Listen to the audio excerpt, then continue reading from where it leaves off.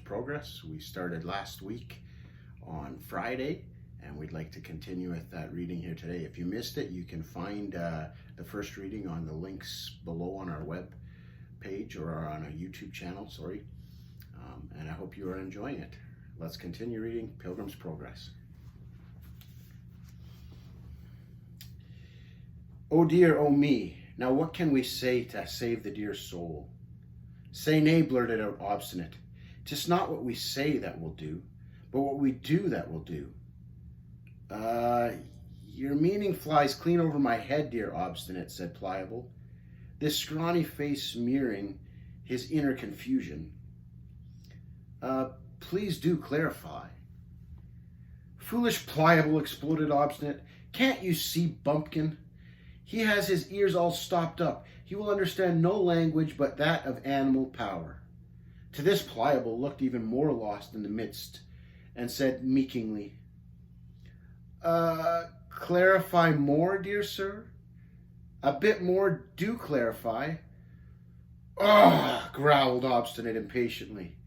Can't you see, silly head? We must needs go fetch him back by force. Oh, of course, by force. Hey, by force, of course.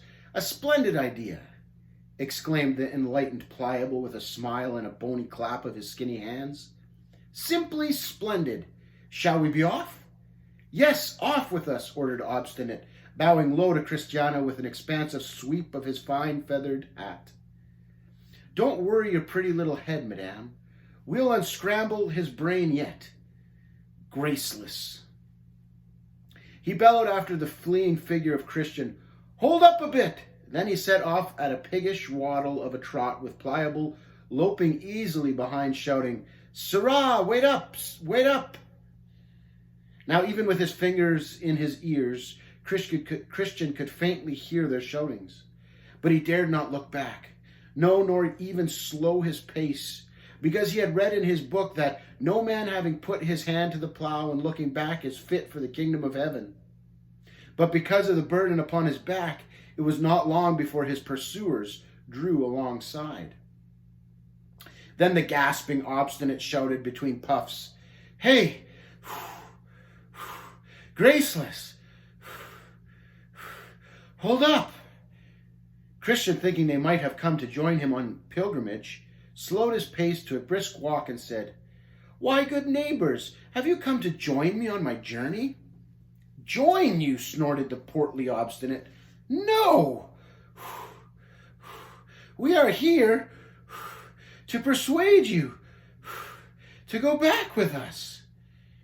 Oh, that can by no means be, declared Christian, for you dwell in the city of destruction, and sooner or later you will, with that city, will sink down into a place that burns with fire and brimstone. Therefore, good neighbors, come along with me and deliver your souls. What? Snapped Obstinate gruffly. And leave our friends and comforts behind? Yes, because all that you leave behind is not worth 1/1,000,000th part of that which I am seeking to enjoy. And what do you seek? What is worth leaving all the world for? I seek an inheritance that is incorruptible, undefiled, and that will never fade away. Where? Wheezed Obstinate, struggling to keep pace. It is laid up for me in heaven, answered Christian, and kept safe for me there. Then Obstinate cast a knowing glance at Pliable before saying, And when shall you receive this, inheritance? I shall receive it at the time appointed, as shall all of them that diligently seek it, said Christian, extending his little book toward Obstinate. Here, you may read about it in my book, if you will. Tush, snapped Obstinate, brushing the book aside. Away with your silly book. Will you go back with us or no? No, I can't, because I've put my hand to the plow. Plow? I don't see no plow, sneered Obstinate, looking about to see if he had missed something. 'Tis not a plow as you understand plows, neighbor Obstinate. What I mean is... What? Interjected Obstinate. Invisible plows now? Oh, come on, neighbor Pliable. Let us turn again and go home without him. His rooster brain is obviously so stuffed with his own ideas that he cannot bear sound reason. Now, don't revel the dear man, friend Obstinate. Actually, my heart inclines to go with him. What? Another fool born. Who knows where such a brain-sick fellow will lead you? Best you come with me and be wise, said Obstinate, snatching Pliable by the arm. Nay, but come along with me, neighbor Pliable, answered Christian, grasping his other arm. You can have all the wonders that I spoke of, and many more glories beside. More glories besides? Exclaimed Pliable, his eyes growing wide with wonder. Aye, and if you don't believe me, read of it here in my book. Grr, books be gone, groused Obstinate defiantly as he rattled Pliable's bones with a snapping jerk toward destruction. Who knows but what the whole business is a pack of lies? No, cried Christian earnestly as he tugged Pliable a step closer to the celestial city. What is written here is all true. Behold, it is confirmed by the blood of the one who made it. Well, neighbor Obstinate, said Pliable, planting his feet firmly and retracting both arms with all the dignity of a queen upon her throne, I find myself coming to a point of decision. Being what? Scowled Obstinate suspiciously as he crossed his arms and leaned back on one leg. I think I intend to go along with this good fellow and to cast in my lot with him, said Pliable decisively. What? Snorted Obstinate incredulously. And leave common sense and good reason bleeding all dead on the ground? Then Pliable raised his chest, crossed his arms, and said in a firm and princely manner, Methinks that friend Graceless here knows just as much of these things as you do. What? Squealed Obstinate, the convulsing of his portly frame sending a cascade of salty sweatlets down his face. Yes, said Pliable with calm assurance. So am I persuaded. Tush, lunatics, the both of you. Why, he doesn't even know the way. Inquired Pliable, turning to the pilgrim. Tell me, my good companion, do you know the way to this desired place? Oh, yes, exclaimed Christian confidently. A man named Evangelist showed me the way to a little wicket gate that lies just before us. Where?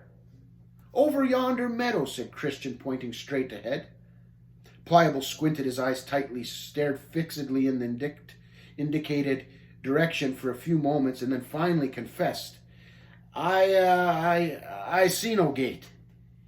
There is no gate, bellowed Obstinate triumphantly. Then do you see yonder bright light? Urged Christian eagerly, pointing again. At this, Pliable peered intently through scrunched up shaggy eyebrows, and at last managed to answer, Well, yes, I guess I sort of think maybe I might. At this, Obstinate roared with wide-eyed astonishment. Sort of think? Good heavens, lad, will you risk your life and limb on the basis of a sort of think? Good. We need only keep our eyes fixed upon that light until we come to yonder wicket gate. Once we get there, we shall receive further instructions about the way. Well, that certainly seems easy enough, said Pliable eagerly. Let us be going. Would you care to join us, Obstinate? Absolutely not. I will be no companion of such misled fanatical blockheads as you two. Back to reason and common sense with me. And with that, Obstinate spun on his heel and strutted back toward destruction.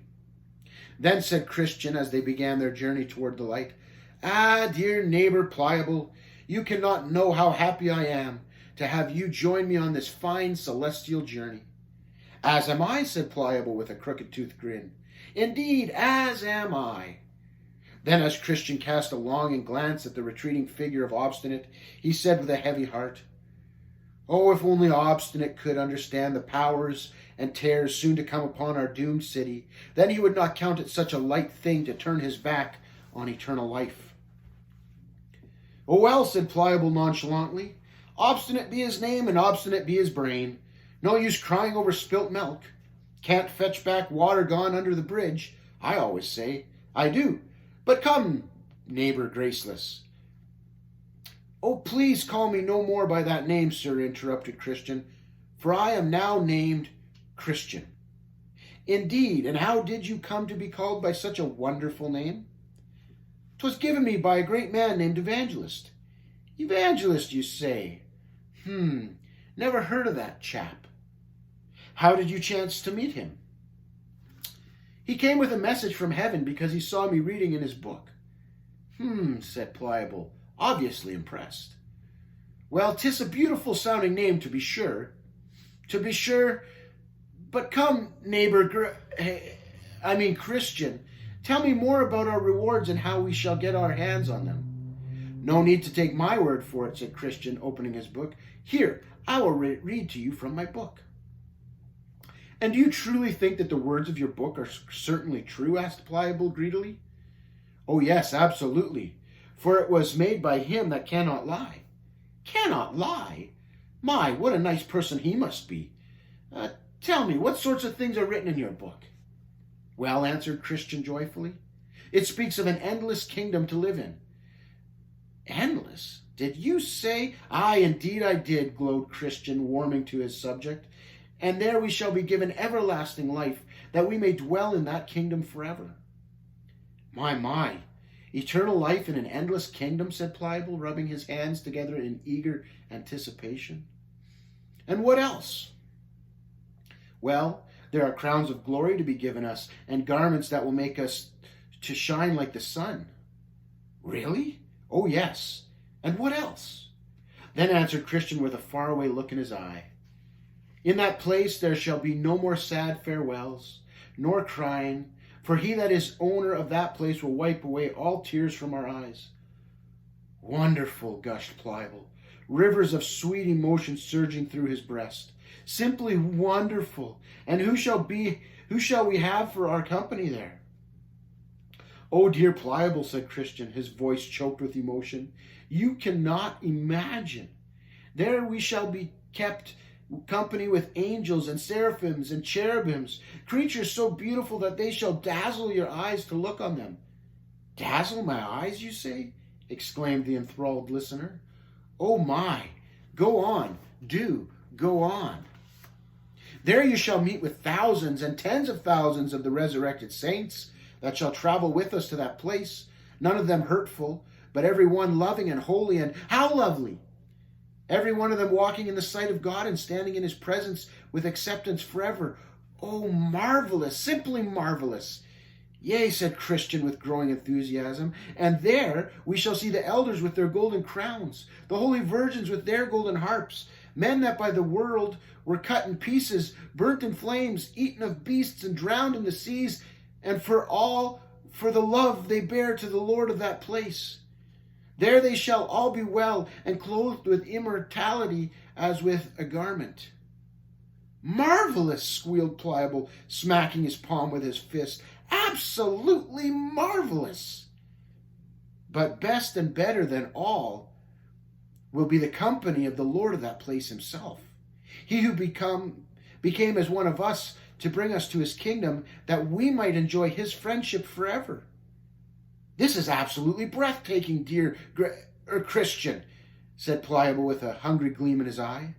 Why, just the hearing of it is enough to ravish one's heart. But tell me, good fellow, how do we become partakers of these things? The Lord, the governor of that country, has told us how in this book, said Christian, again folding forth his treasure. And what does it say? Well, in brief, if we truly are willing to inherit the kingdom, he will bestow it upon us freely. And, well, I certainly qualify for that. Come, let us pick up the pace a bit. Oh, I cannot, said Christian a bit sadly. It's because of this weighty burden lashed to my back. Said Pliable, puzzling his head to understand what Christian could possibly be speaking of. For you see, as he looked at Christian's back, he saw nothing there at all. Ah, strange, said he. What is it? That there is no burden upon my back. Said a somewhat puzzled Christian. Yes. Tell me, said Pliable curiously, how did this, weighty burden come upon you? Well, said Christian, pausing to reflect, As I recall, it seemed to come upon me gradually, whilst I read here in this my book. Aha! Then it seems to me that this little book of yours is not a blessing unmixed with sorrows. I confessed Christian ruefully. It has indeed caused me much grief, and has certainly laid a heavy burden upon me. Ahem, replied Pliable, thinking his lucky stars to be walking in the path of life with such a cumbersome load. But I trust that the same light which has shown me my need shall also point me to my deliverance. Well, I should hope so. Then Christian turned to Pliable and, holding forth his little book, said, Would you like to read it? Oh, dear me, no, exclaimed Pliable, drawing back as if being offered a serpent's egg. I rather prefer to pursue my journey without such a burden as this book imposes, thank you. Then under his breath he added, Although, to be frank, I don't see what this burden business is all about, for on his back there is nothing at all, nothing at all. I saw next in my dream that without realizing it, Christian had taken his eyes off the light. Therefore they strolled past the stepping stones set there for the use of watchful pilgrims, and came instead to the edge of a murky, mucky slough, a very miry, mucky slough, that had been laid in that place by the enemy of souls. Now as they proceeded, they heard the slurshy squishing of the marsh, murk gurgling beneath their feet. They felt the ooze of the bog beginning to creep over the tops of their shoes. Alarmed, they sought firmer terra by taking a few steps to the left, only to have the next muck deepen and go climbing up past their knees. They next turned hopefully steps off to the right, only to feel the bog rising inexorably, all cold and clammy up their thighs and into their pockets. Then, deciding that going off to either side had been a serious error in judgment, they determined to forge straight on, assuming that surely things could only get better. But it took only a few more steps to discern the depth of their mistake, by finding themselves fallen chest deep into the mushy, miry muck of the slough. Now the name of that slough was Despond, and here they wallowed for a time until both were covered from head to toe with the black smelly ooze of the place. Here for a time they struggled on in grunting silence, expecting soon to find solid ground for their searching feet. But alas, this was not to be, not of the two. I saw that poor Christian, because of his burden, had much the worst time of it. Therefore he began to sink lower and lower into the mire. Then a frustrated and angry Pliable hissed, neighbor Christian, what muck have you gotten us into now? Truly I do not know, exclaimed Christian wearily. So, snarled Pliable, all wet and bedraggled, is this part of the happiness you have been promising me all this time? Blame me not, gentle neighbor, I know not what has come upon us.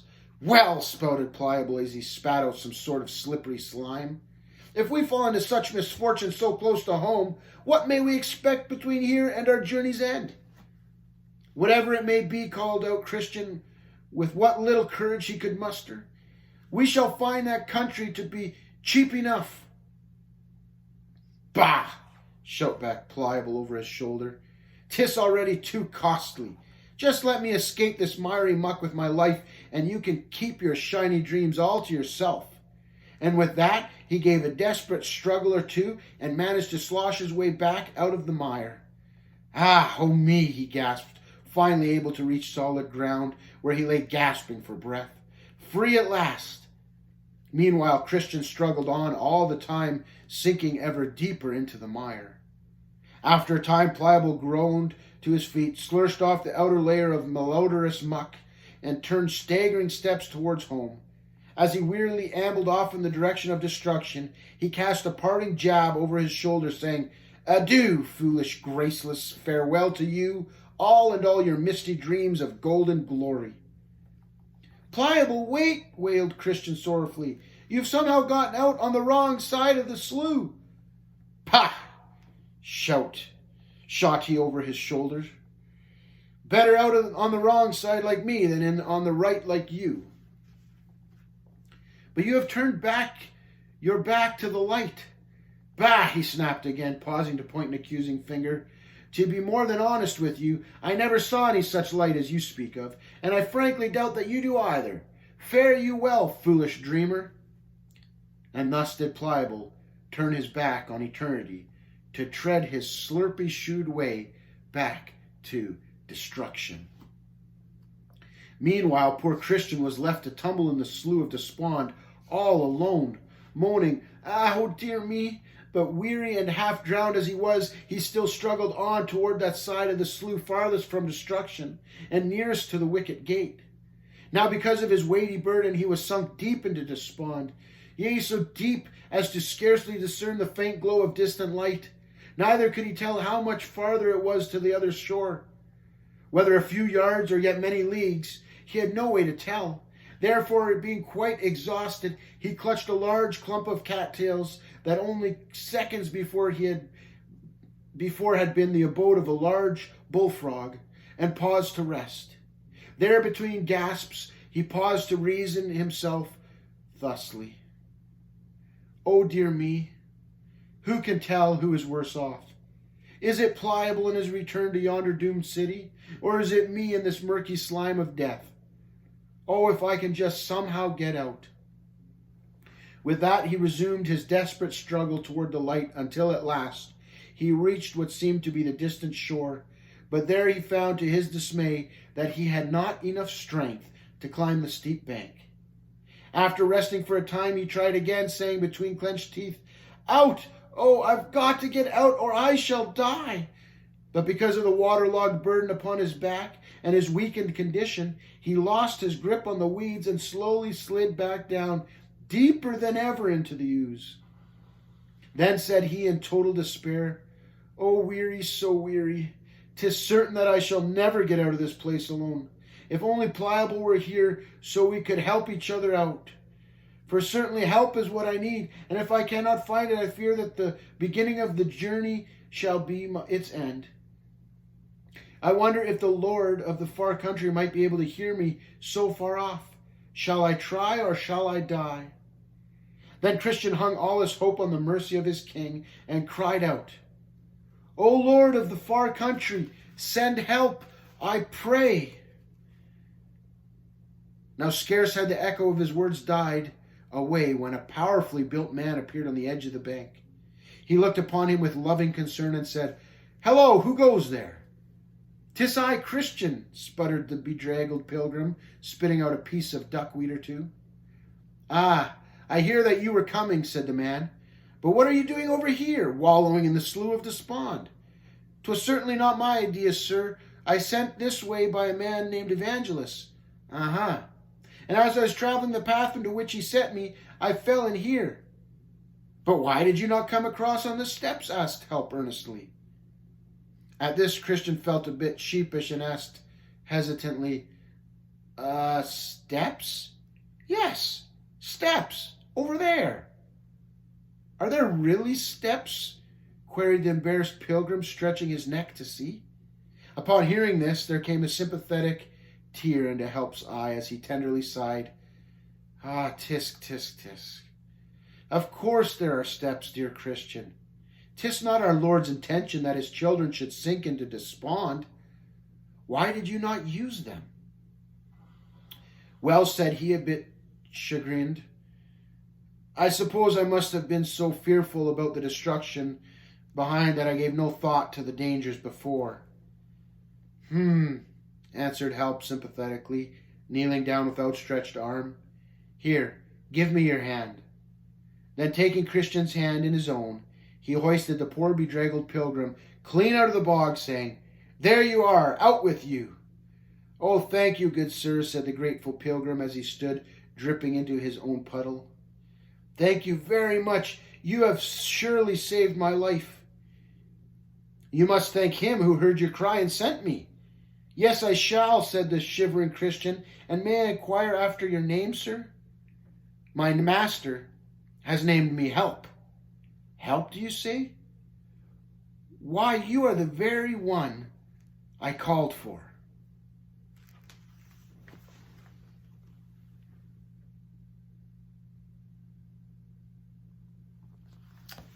And we'll just end with that for our reading for today. We'll see you guys tomorrow.